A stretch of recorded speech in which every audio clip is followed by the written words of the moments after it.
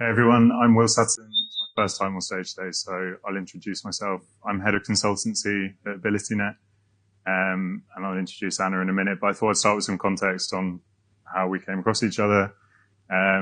We do design reviews at AbilityNet in the whole sport of trying to shift left and getting involved earlier, and we realized that actually we weren't very good at talking to our audience, and we wanted to be better.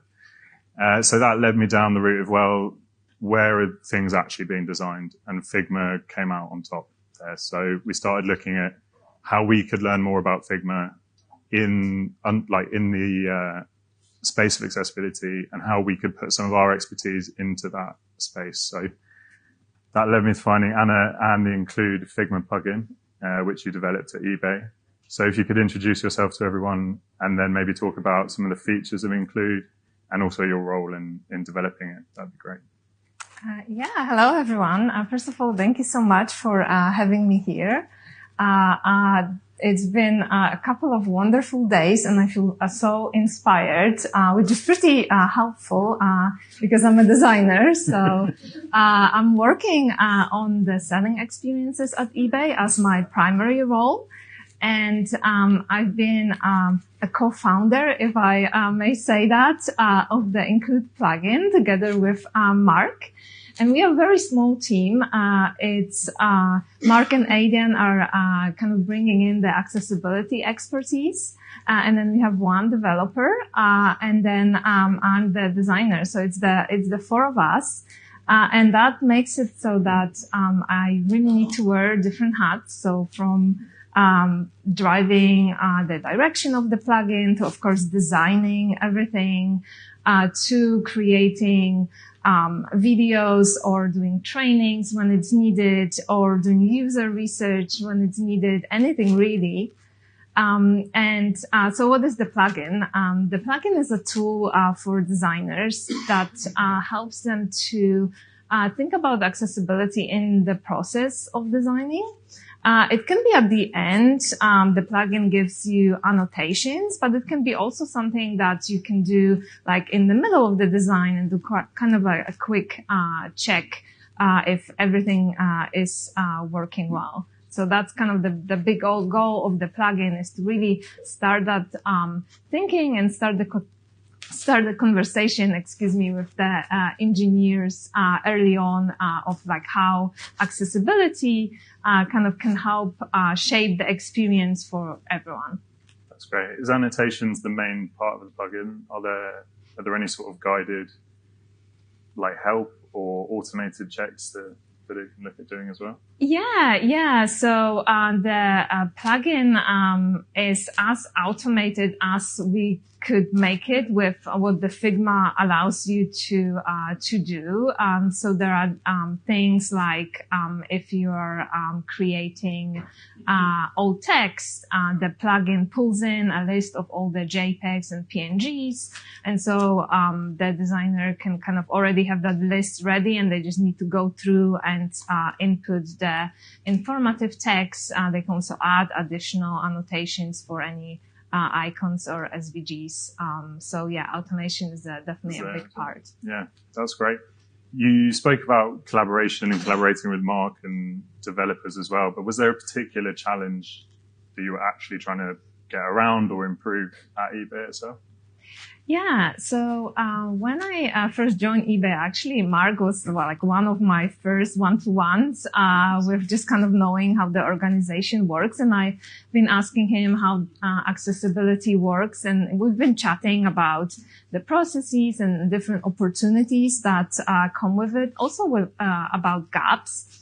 And so one of the things that we discussed quite a bit was that designers are often scared of accessibility. I think we were talking here about the fear already.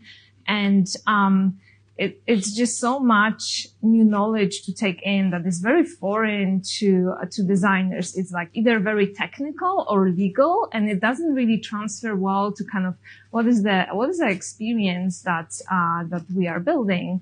And so we've been talking about this opportunity, well, how we can make it easier and faster, so more designers adopt it, and we really empower them to do something that, is the designers can do the best, which is crafting amazing experiences. So we're kind of trying to take with the plugin, like all the unnecessary barriers away and just let the designers do what they do best.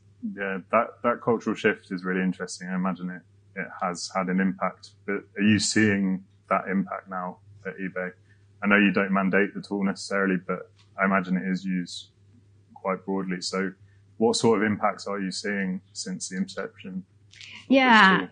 As you're mentioning, we took an approach of kind of building on that curiosity that designers have and kind of building that intrinsic motivation rather than mandating from the top. But we see I think it's coming closer to 2 years since we introduced the plugin. And we see questions coming up in conversation in the design circles, like even when Mark and Aidan are not there in the room, there's still kind of we are talking about this. There are some decisions being made when you kind of investigate and kind of ask like, oh, why actually you did it that way? And like, oh yeah, because I assessed like all the options and this was actually an option that worked best for accessibility and for just usability of everyone.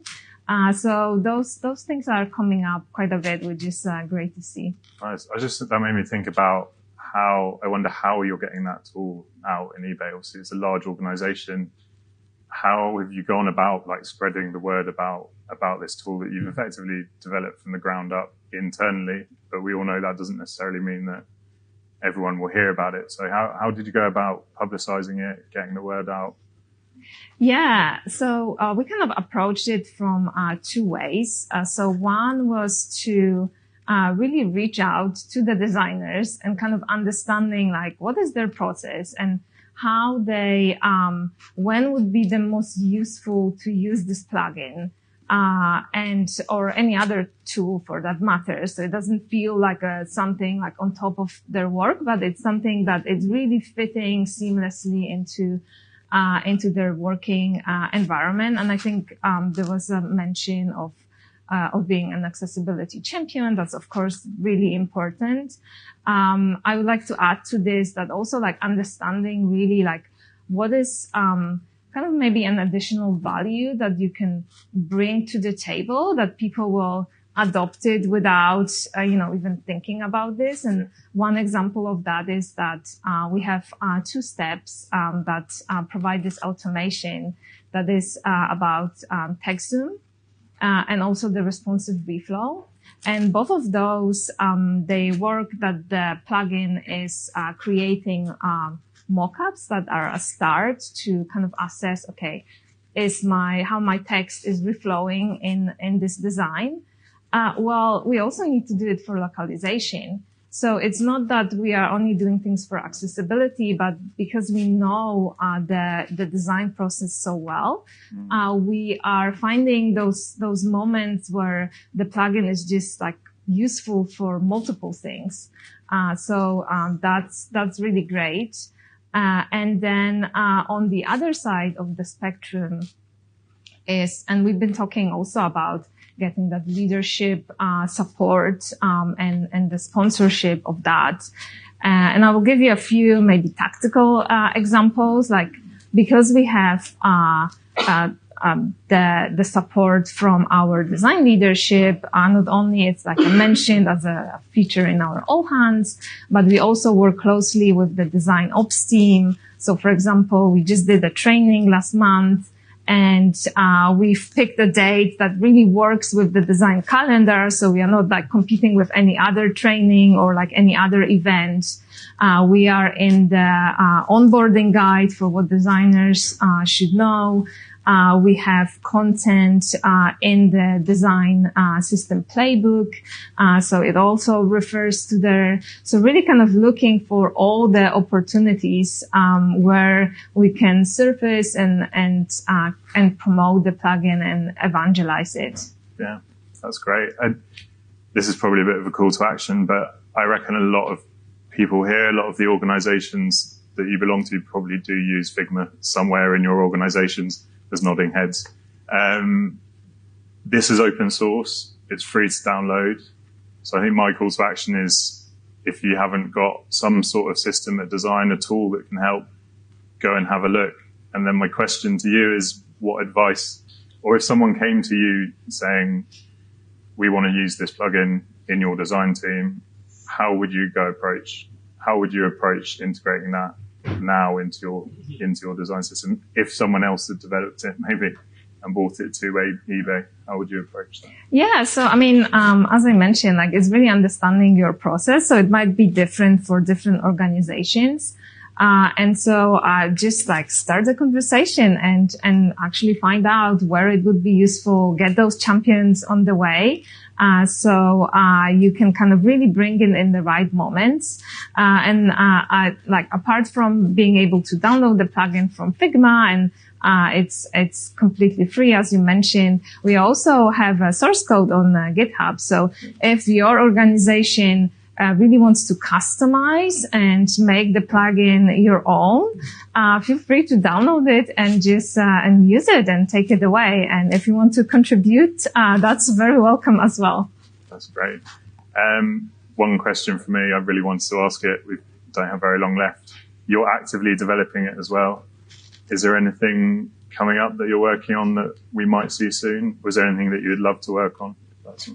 Yeah, so we are very much in line with what the community is asking us. So also please add your feedback. There are feedback links. So I personally read everything. So be assured that it kind of reaches us. And one of the things that we've been asked quite a bit is to also provide ability for focus order. We currently have a reading order in our plugin, so that's the exciting part that we are working on right at the moment. That's great. We'll definitely be keeping an eye out. Thanks so much for joining us. Yeah. Really appreciate having you here. Thank you. Thank you.